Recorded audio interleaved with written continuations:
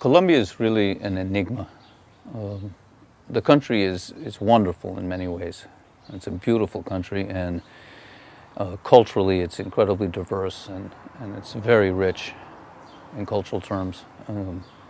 There are obviously many wonderful people there, and yet it has this internal war.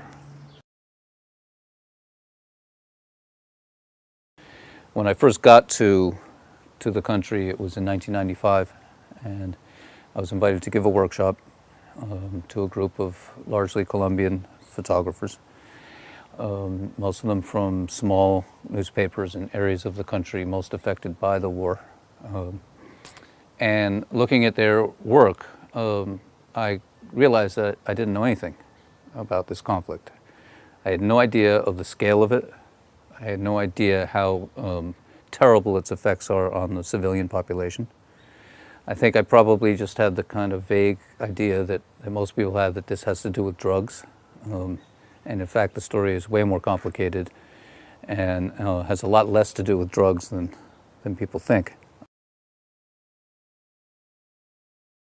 I didn't know at the time that Colombia has the second largest population of internally displaced people in the world, which is after Sudan.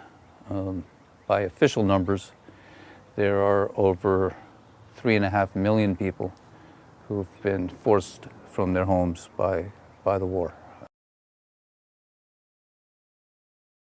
So my goals were pretty straightforward. One is to show that this is going on. The other being to get past this idea that this is just a drug war, and really bring out some of the complexity of the story. And the other goal, which has been really important to me, has been to show the role of Colombian civilians who oppose the violence, many of them working at great risk to their own lives. These are journalists, trade unionists, peasant leaders, human rights defenders, community organizers. These are people who I've met over the course of the years and who I admire a great deal.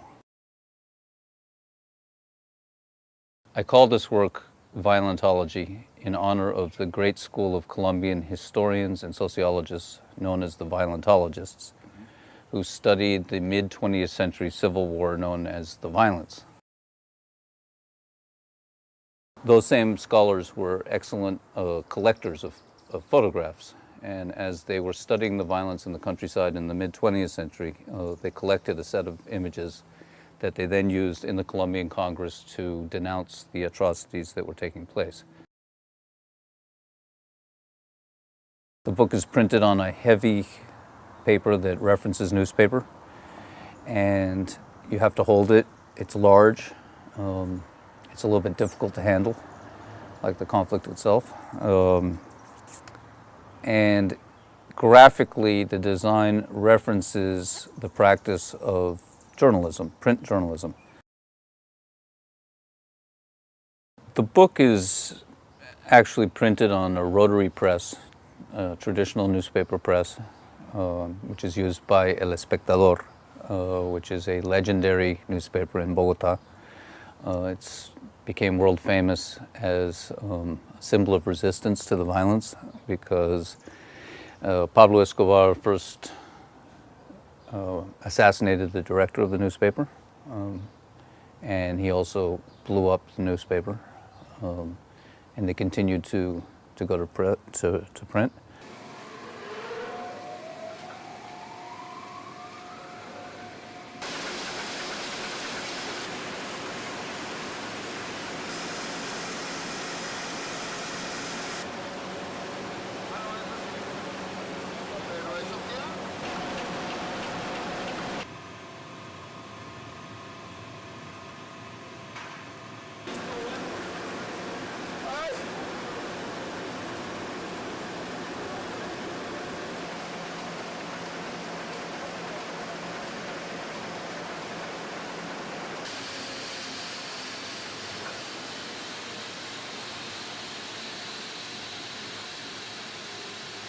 It's not an act of nostalgia exactly. It's an attempt to use the physical, tactile qualities of paper to grab the reader's attention. I want to mobilize people's attention through their sense of touch and not just through the sense of sight. So all these things went into the design.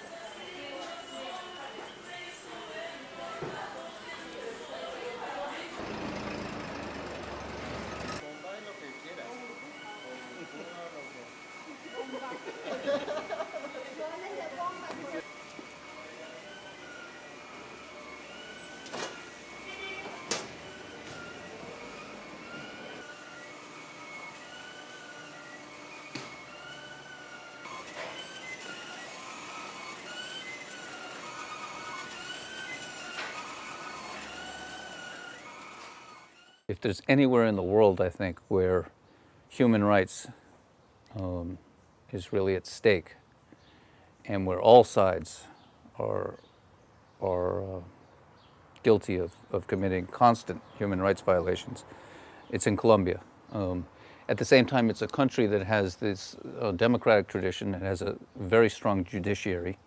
It has a very brave and often excellent press corps. So if there's a fundamental struggle there, it's a struggle between people who want to create a more peaceful society, a more just society, and all these different violent actors. And that could be the story of the whole world in a lot of ways.